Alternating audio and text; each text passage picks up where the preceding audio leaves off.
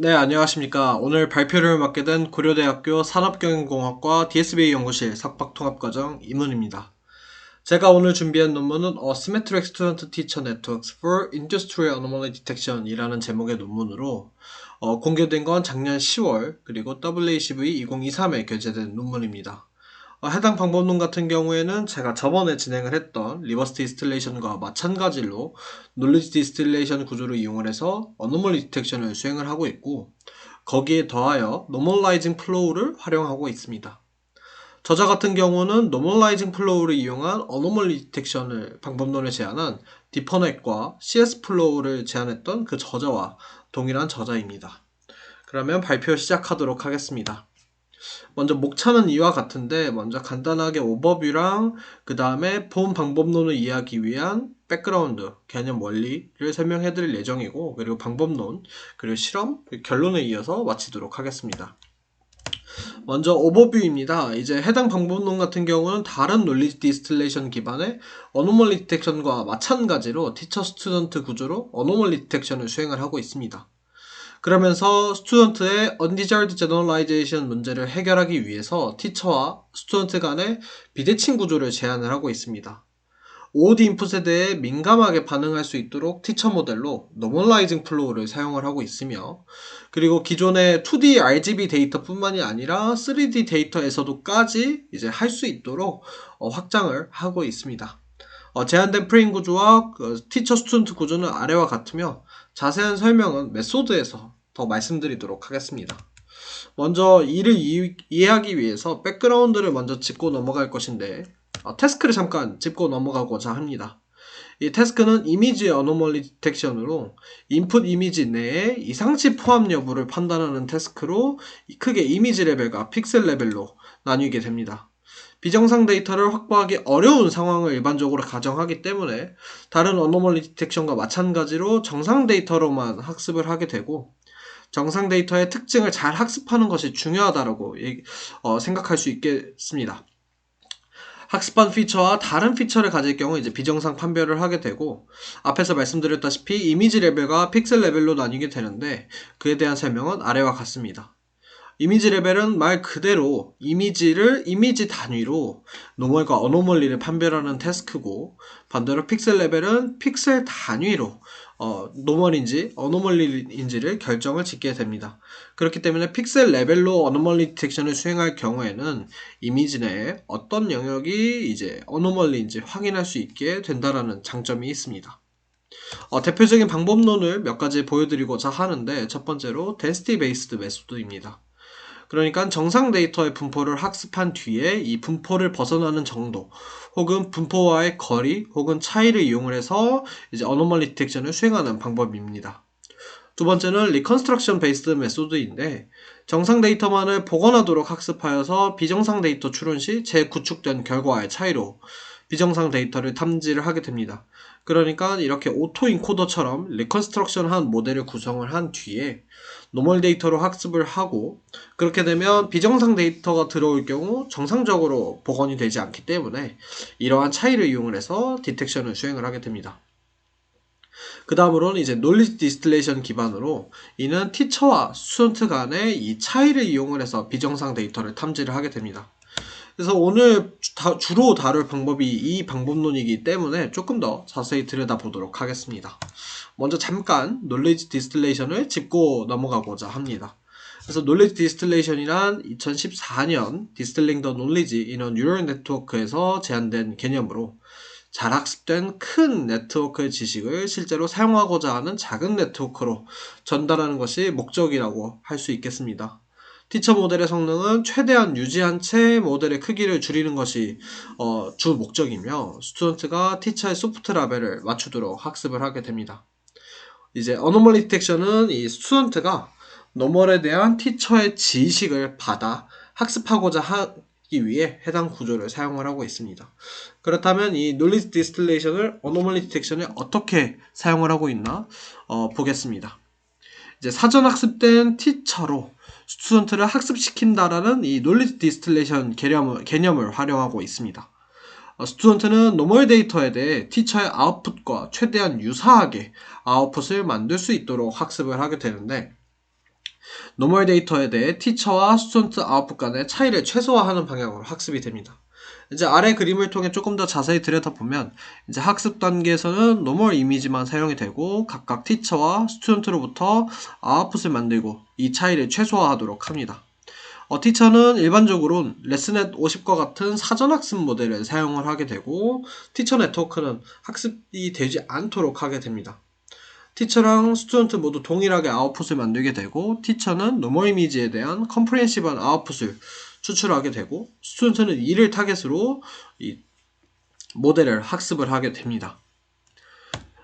그러면 이제 이것을 이용을 해서 어떻게 디텍션과 로컬라이제이션 하는지 보여드리도록 하겠습니다. 스튜던트는 티처로부터 노멀 데이터에 대해서 아웃풋만 학습했기 때문에 티처와 스튜던트 간의 아웃풋 차이는 크지 않습니다. 반대로 어노멀리 데이터에 대해 스튜던트는 티처로부터 학습을 되지 않았기 때문에 아웃풋 간의 차이를 발생을 하게 됩니다.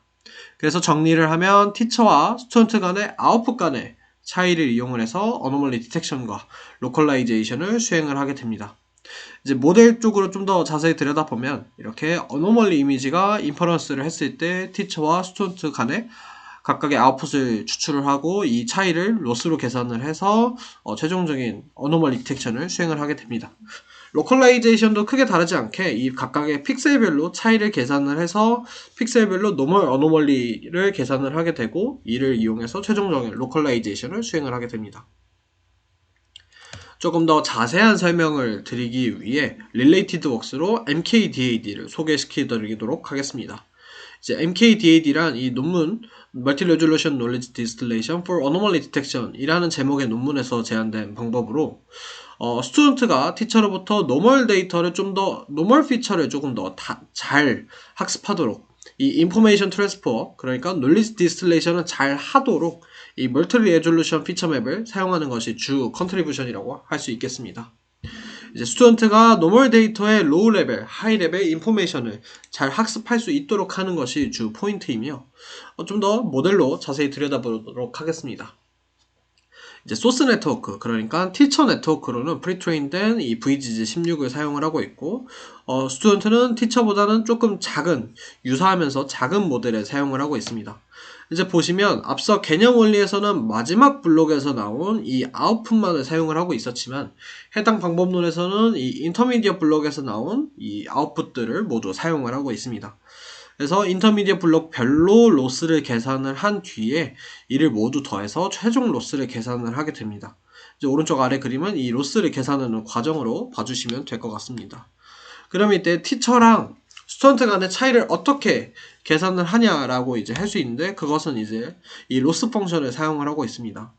첫 번째는 이 디스턴스 로스로 이 L2의 디스턴스를 사용을 하고 있고 두 번째는 이 코사인 시밀러리티를 사용을 하고 있습니다. 이 두 개 로스를 모두 사용한 이유는 해당 논문의 어블레이션에서 이 두 개를 사용했을 때 가장 좋은 성능을 보여주고 있다라고 얘기를 하고 있습니다. 그럼 이제 이렇게 학습한 것을 어떻게 디텍션과 로컬라이제이션에 이용하는지 보여드리도록 하겠습니다. 디텍션은 학습과 마찬가지로 토탈 로스를 그냥 그대로 사용을 합니다. 이 토탈 로스를 어노멀리 스코어로 간주를 해서 이 어노멀리 스코어가 특정 스레스홀드보다 넘을 경우 노멀과 어노멀리로 판별을 하게 됩니다. 이제 로컬라이제이션 같은 경우에는 이 인풋 데이터의 로스의 그라디언트를 이용을 해서 이제 픽셀별로 어트리뷰션 맵을 구하게 됩니다. 이를 로컬라이제이션 맵으로 이용을 하게 되고 여기에 가우시안 필터와 노멀라이즈를 진행한 뒤에 최종으로는 원본 사이즈로 인터폴레이션 해주게 됩니다. 이렇게 해주는 이유는 이 인터미디어 블럭의 피처 맵들이 일반 원본 이미지보다는 작은 사이즈이기 때문에 이렇게 인터폴레이션을 해주게 됩니다. 그 다음에 최종적으로 얻어진 로컬라이제이션 맵을 이용을 해서 픽셀 단위로 노멀과 어노멀리를 이제 판별하게 됩니다. 티처 스튜던트 그러니까 노멀라이즈 디스틸레이션을 이용을 해서 놀리지 디스틸레이션을 이용을 해서 어떻게 어노멀리 디텍션을 수행을 하는지는 여기까지 보여드리고 그 다음에는 이 티처로 사용하고 있는 노멀라이징 플로우에 대해서 조금 더 자세히 설명을 드리도록 하겠습니다. 노멀라이징 플로우는 딥 제너레이티브 모델 방법론 중 하나로 그러니까 생성 모델 중 하나로 트랙터블 덴시티라는 특징이 있는 모델입니다. 이 방법론 같은 경우에는 변수 변환 공식의 아이디어에 기반을 하고 있고 어떤 쉬운 분포 Z에 인버터블한 트랜스포메이션, 그러니까 매핑 펑션 F를 이용을 해서 복잡한 확률 분포를 모델링 한다라고 설명할 수 있을 것 같습니다. 그러니까 인풋 데이터가 들어왔을 때 가우시안 레이턴트 스페이스로 매핑하는 함수 F를 학습을 하게 되고, 이 F의 역함수를 이용을 해서 반대로 레이턴트 스페이스로부터 인풋 데이터를 생성하는 과정이라고 할 수 있을 것 같습니다. 조금 자세한 노멀라이징 플로우 설명하기에 앞서 잠깐 변수 변환 공식을 짚고 넘어가고자 합니다. 이 변수 변환 공식이란 이 분포를 알고 있는 확률 변수 Z가 있을 때 매핑 함수를 이용을 해서 미지의 확률 변수를 계산하는 방법이라고 설명할 수 있을 것 같습니다.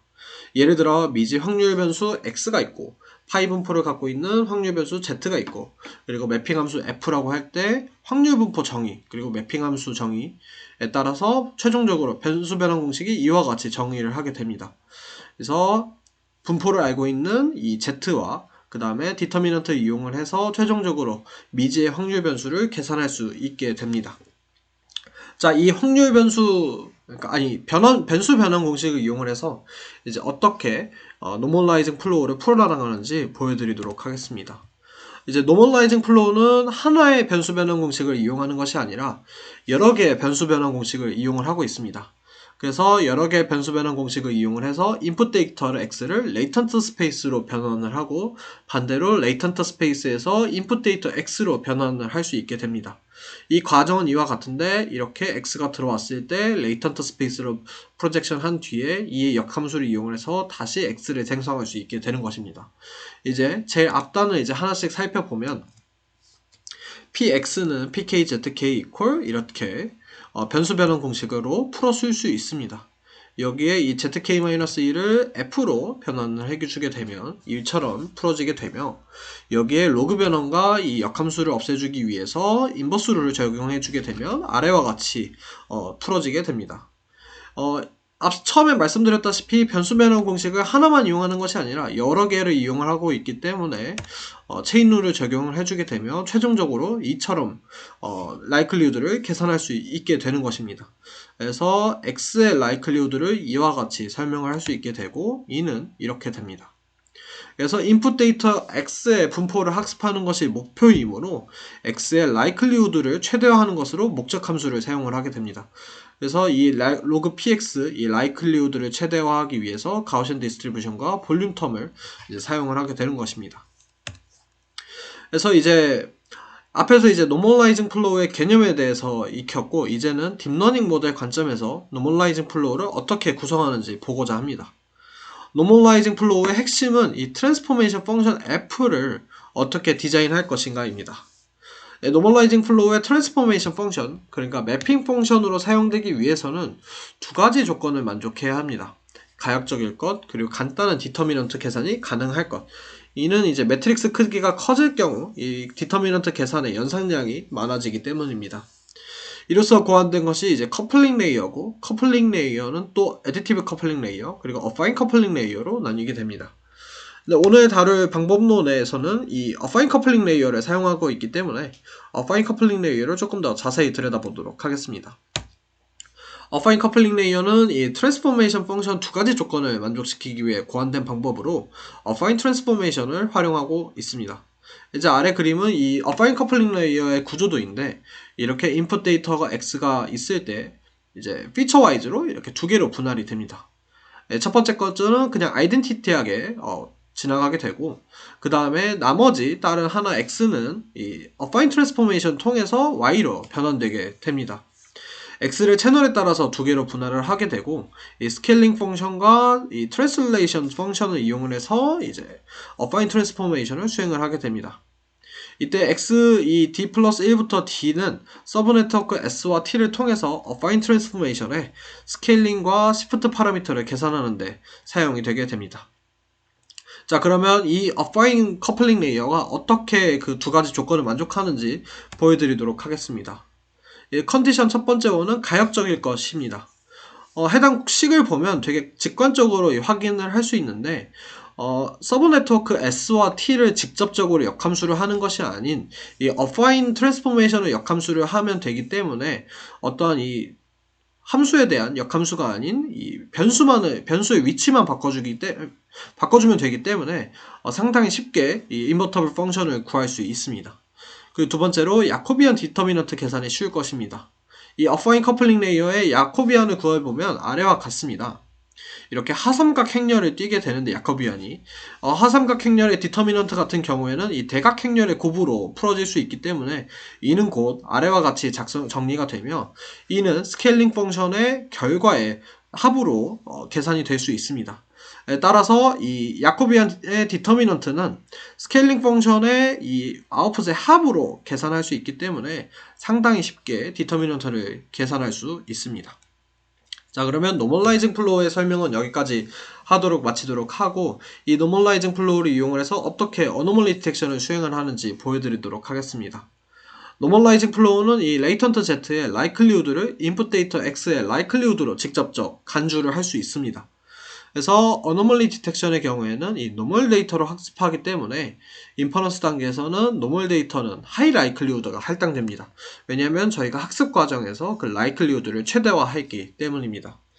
이제 반면에 어노멀리 데이터의 경우에는 이 로우 라이클리우드가 할당되게 됩니다.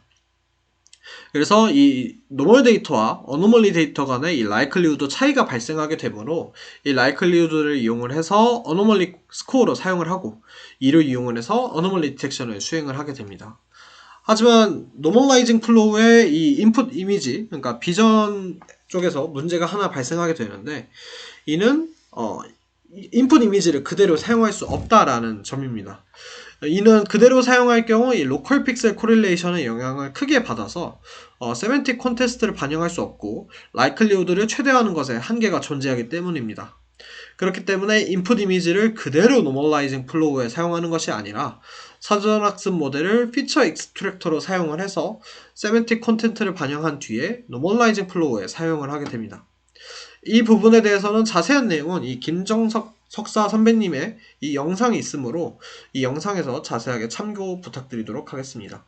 그래서 이제 다시 모델 쪽으로 돌아오면 학습 과정에서는 이 노멀 이미지를 사용을 하고 노멀 이미지로의 피처 익스트랙터에서 추출된 피처 맵을 노멀라이징 플로우의 인풋으로 사용을 하게 되고 그래서 계산에서 나온 이 라이클리우드를 최대화하도록 학습을 하게 됩니다. 인퍼런스 단계에서는 이 어노멀리 이미지 같은 경우에는 로우 라이클리후드가 할당될 것이므로 이것을 이용을 해서 어노멀리 디텍션을 수행을 하게 됩니다. 조금 더 자세한 설명을 하기 위해 릴레이티드 웍스로 CS 플로우에 대해서 설명드리도록 하겠습니다. CS 플로우란 이미지의 글로벌, 로컬 콘텍스트를 포함하는 이 파인 그레인드 리프레젠테이션을 다루기 위해서 다양한 스케일의 멀티플 피처 맵을 활용을 하고 있습니다. 피처 익스트랙터로부터 추출된 피처 매트릭스를 그대로 사용하는 것은 앞서 설명과 동일하고요. 노멀 피처의 라이클리우드를 최대화하도록 노멀라이징 플로우를 학습하고 있습니다. 그리고 어노멀리 스코어 마찬가지로 라이클리우드를 이용해서 어노멀리를 판별을 하고 있습니다. 아래 그림은 이 해당 모델의 구조도를 보여주고 있는 것인데 한 번에 이 여러 개의 레졸루션의 이미지를 사용한다는 것이 특징점이고 각각의 피처 익스트랙터로부터 추출된 피처 매트릭스가 이 노멀라이징 플로우 안에서 각각 같이 사용되어서 최종적인 라이클리우드를 계산을 하게 됩니다. 그 다음으로 보여드릴 논문은 C플로우라는 방법론을 소개하고 있는 논문으로 인풋 데이터의 이 포지셔널 정보를 이 컨디션으로 사용을 해서 노멀라이징 플로우를 수행을 하게 됩니다. 2D 형태의 이 컨벤셔널 포지셔널 인코딩을 이용을 해서 컨디셔널 벡터를 생성하게 되며 이 벡터를 이 조건부로 사용을 해서 커플링 레이어 내부에서 인터미디엇 벡터와 콘캣을 해서 사용을 하게 됩니다. 이렇게 컨디셔널 인코딩을 사용하는 이유는 이 고유 공간 정보의 의미를 이제 반영을 하고자 하기 위해서 사용하고 있습니다. 이제 본격적인 방법론 설명을 드리도록 하겠습니다. 해당 논문에서는 먼저 세 가지 다음의 문제를 정의를 하고 있습니다. Teacher Student 대칭적 구조로 인한 Undesired Generalization, 그리고 OOD Input Not, OOD Output, 그리고 Perfect Density Models Cannot Guarantee Anomaly Detection, 이렇게 세 가지 문제를 정의를 하고 있습니다. 그래서 본격적인 이 방법론 설명을 드리기에 앞서 이 문제를 조금 풀어 설명을 해드리도록 하겠습니다. 먼저 첫 번째로 이 대칭적 구조로 인한 문제점입니다. 티처 스튜던트 구조의 어노멀리 디텍션은 티처와 스튜던트의 아웃풋 차이로 어노멀리 디텍션을 수행을 하고 있습니다. 여기에는 기본적인 가정이 하나 깔리게 되는데 어노멀리 데이터에 대해 이 아웃풋의 차이, 디스턴스는 커야 된다는 점입니다. 하지만 이러한 가정이 항상 맞지는 않는데 이는 티처와 스튜던트가 유사한 구조를 가지는 경우 이러한 undesired generalization 이 문제에 이 경향이 있기 때문입니다. 이러한 것을 직접적으로 확인하기 위해서 논문은 토의 실험을 하나 진행을 하고 있습니다. 이제 아래 그림은 이 티처 스튜던트 구조로 이 디스틸레이션을 한 뒤에 인퍼런스 한 결과를 보여주는 이 실험 결과로 왼쪽은 대칭 구조를 사용한 경우, 오른쪽은 비대칭 구조를 사용한 경우입니다. 여기서 회색 부분이 노멀 데이터, 학습 데이터로 사용된 부분이고 그 다음에 노란색 부분이 어노멀리 데이터, 인퍼런스 단계에 사용된 데이터입니다. 이제 대칭 구조를 보시면 학습된 노멀 데이터 구간뿐만이 아니라 어노멀리 구간까지 티처와 스튜던트가 유사하게 결과를 보여주고 있는 것 반면 오른쪽 비대칭 구조를 사용한 경우에는 인풋 데이터, 노멀 데이터 부분은 비슷하게 보여주는 반면 이 어노멀리 부분에서는 다른 양상을 보여주고 있는 것을 확인할 수 있습니다. 정리를 하면 undesired generalization은 대칭 구조를 사용한 경우 학습되지 않은 어노멀리 파트까지 유사한 문제이며 이는 스튜던트가 어노멀리 데이터를 학습하지는 않았지만 구조적인 유사성 때문에 티처와 유사한 아웃풋을 만들고 있다라고 얘기를 하고 있습니다. 반면에 비대칭 구조를 사용한 경우에는 비슷하게 예측하는 노멀과 달리 어노멀리에 대해서는 뚜렷하게 다르게 예측하고 있습니다. 그렇기 때문에 티처와 스튜던트를 같거나 비슷한 구조를 사용하는 것이 아닌 비대칭 구조를 사용해야 한다고 얘기를 하고 있습니다. 두 번째 문제로는 OOD input, not OOD output입니다. 그래서 out of distribution 인풋이 들어왔을 때, 그러니까 anomaly 인풋이 들어왔을 때 티처와 스튜던트의 아웃풋에서는 충분히 큰 차이를 만들 것이라고 보장할 수 없다라는 것이 해당 주장입니다. 이는 일반적인 신경망에는 이 인젝티비티가 없기 때문이라고 얘기를 하고 있는데 인젝티비티란 이 정의역과 치역이 1대1로 매치하는 것과는 달리 이제 정의역 유사한 인풋이 들어오다 하더라도 그러니까 다른 인풋이 들어오다 하더라도 유사한 아웃풋을 내는 결과라고 할 수 있을 것 같습니다. 하지만 대조적으로 노멀라이징 플로우는 이 바이젝티브하기 때문에 이 OOD 인풋에 대해서 OOD 아웃풋을 만들 수 있다라고 얘기를 하고 있습니다. 따라서 노멀라이징 플로우를 사용하는 경우에는 어노멀리 데이터에서 민감하게 반응할 수 있고 따라서 노멀라이징 플로우를 티처로 사용을 해야 한다고 얘기를 하고 있습니다. 그리고 마지막으로 퍼펙트 덴시티 모델 cannot guarantee anomaly detection입니다. 이제 기존의 노멀라이징 플로우를 이용한 어노멀리 디텍션 방법론들은 제가 앞서 개념 원리에서 말씀드렸다시피 인풋 데이터의 라이클리우드를 어노멀리 스코어로 사용을 하여 디텍션을 수행을 하고 있습니다. 하지만 이 레퍼런스 리 앤 DNH라는 저자가 쓴 논문을 레퍼런스로 삼으면서 아무리 완벽한 덴시티 에스티메이터라도 완벽한 어노멀리 디텍션을 보장할 수 없다라고 주장을 하고 있습니다. 따라서 단순히 데이터를 리파라메터라이즈 하는 것으로 라이클리후드를 바꿀 수 있고 불안한 학습은 잘못된 라이클리후드로 추정으로 이어질 수 있다라고 얘기를 하고 있습니다. 그래서 따라서 라이클리후드를 어노멀리 스코어로 사용하는 것은 좋은 방법이 아니라고 얘기를 하고 있으며 대신 이 디스턴스를 이용하는 것이 더 나은 어노멀리 스코어이고 잘못 추정된 라이클리후드를 보상할 수 있다라고 얘기를 하고 있습니다. 이에 대한 예시는 이제 아래 그림에서 확인할 수 있는데 이렇게 노멀라이징 플로우만 사용하는 경우 라이클리후드를 사용을 하는 경우 어노멀리 이미지에 잘못된 이 라이클리후드가 할당된 경우에는 바로 디텍션에 실패하게 됩니다. 하지만 이 티처 스튜던트 구조를 사용하는 경우에는 아무리 노멀라이징 플로우에 높은 라이클리후드가 할당됐다 하더라도 이 어노멀리 이미지에 높은 라이클리후드가 할당됐다 하더라도 스튜던트는 이것과는 다른 아웃풋을 낼 것이고 그 사이의 디스턴스는 클 것이기 때문에 어노멀리 디텍션이 성공할 것이라고 얘기를 하고 있습니다. 따라서 어노멀리 스코어로는 라이클리후드가 아닌 티처 스튜던트 디스턴스가 사용되어야 한다고 얘기를 하고 있습니다. 그래서 문제점과 이러한 컨트리뷰션을 정리한 것은 이와 같습니다. 3개의 문제점을 이야기를 하고 있고 3개의 컨트리뷰션에 대해서 정리를 하고 있습니다. 그래서 이제 본격적인 방법론 설명을 드리고자 하는데 이제 잠깐 오버뷰를 짚고 넘어가고자 합니다. 앞선 문제들을 해결하고자 이제 티처를 NF로 사용한 비대칭 구조의 티처 스튜던트 방법론을 제안을 하고 있습니다. 티처 모델로 노멀라이징 플로우를 사용을 해서 비대칭 구조로 구성을 하고 있고, 노멀 데이터에 대해 티처인 노멀라이징 플로우의 아웃풋을 CNN 모델인 스튜던트가 예측하도록 학습을 하게 됩니다.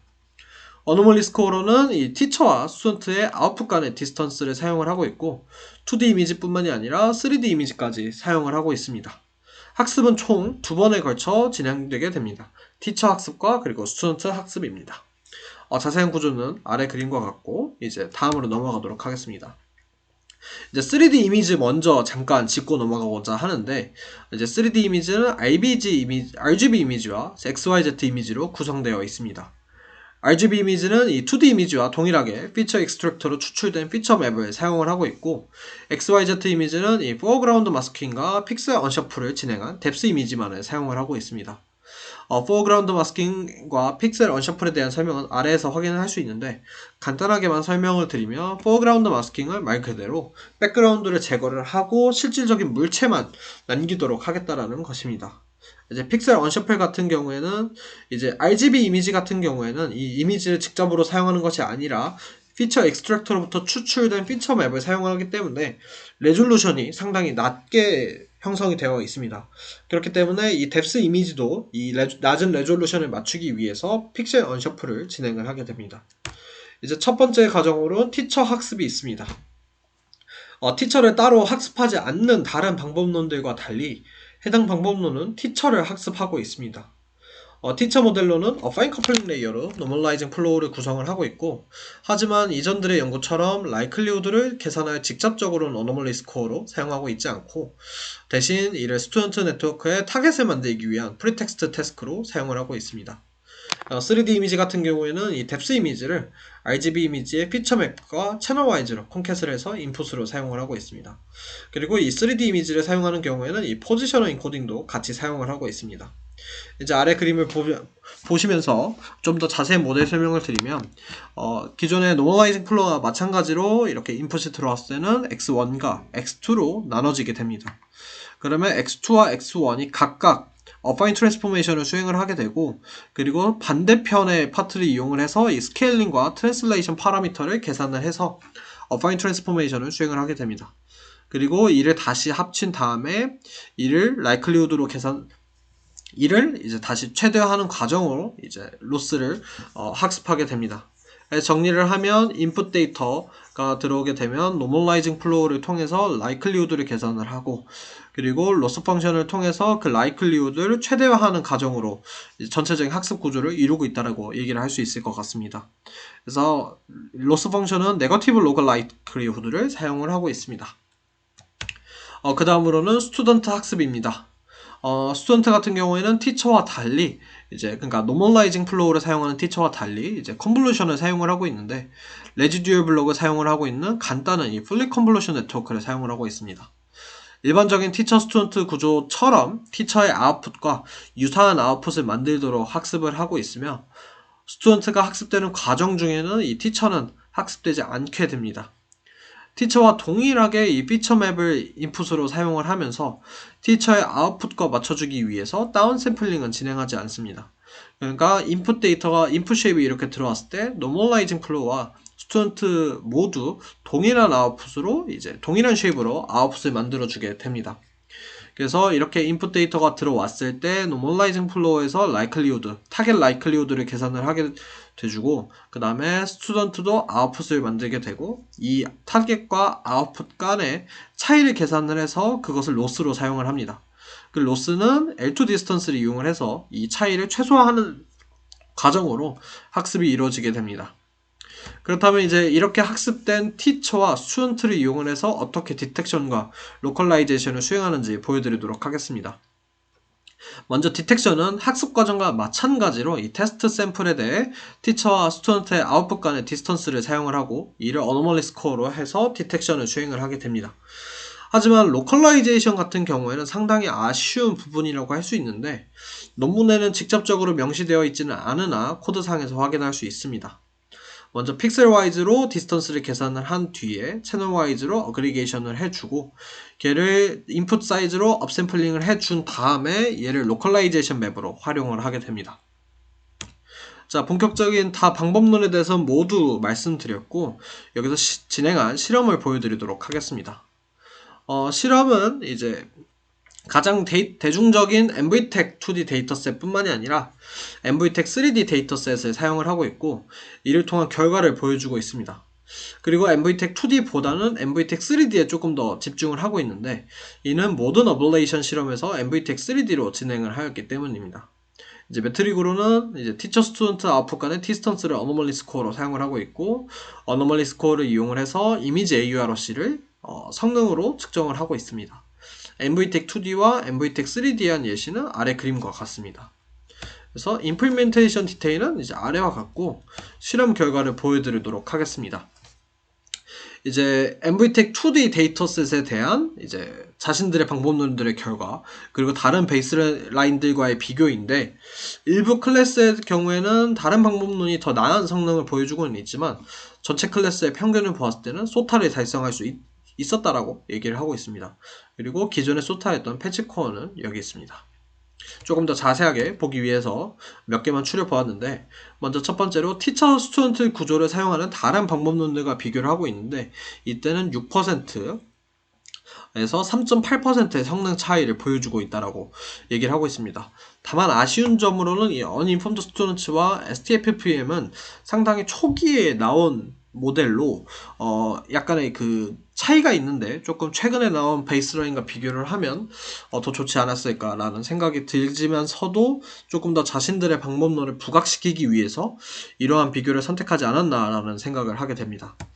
그 다음으로는 likelihood를 사용하는, 그러니까 normalizing flow 방법론들과 비교를 했을 때 역시도 더 나은 성능을 보여주고 있고, 이를 통해서 teacher student distance가 더 나은 방법이라고 이제 얘기를 하고 있습니다.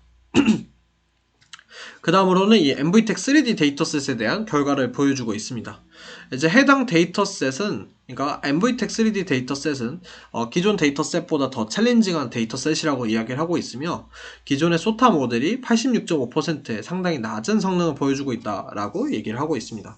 그러니까 기존의 MVTech 2D에서 소타였던 이 패치코어의 성능이 이 MVTech 3D에서는 86.5%로 상당히 떨어지는 걸 통해서 해당 데이터셋이 챌린징하다라고 얘기를 하고 있고, 이는 이 해당 방법론이 니어리스트 네이버를 사용하고 있기 때문에 증가된 디멘즈에 어려움을 겪고 있다라고 얘기를 하고 있습니다. 하지만 반면 AST 같은 경우에는 10개 클래스 중에 7개에서 최소 93%의 성능을 보여주고 있고, 이는 자신들의 방법론의 로버스트니스를 증명해주고 있다라고 얘기를 하고 있습니다. 그리고 마지막이 아닌 이제 로컬라이제이션입니다. 제한된 방법론은 AST가 이미지 레벨 디텍션에 집중된 연구이지만, 그럼에도 준수한 성능을 보여주고 있다라고 주장을 하고 있습니다.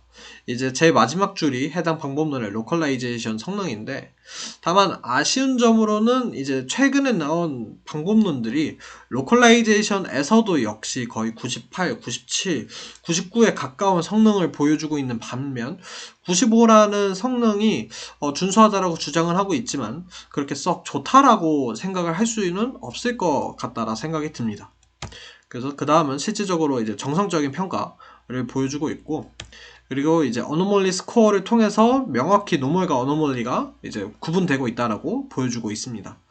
저쪽 히스토그램은 RGB 플러스 3D 세팅에서, 그러니까 MVTech 3D를 사용한 경우에서 노멀과 어노멀리의 이 디스턴스 분포를 보여주고 있습니다.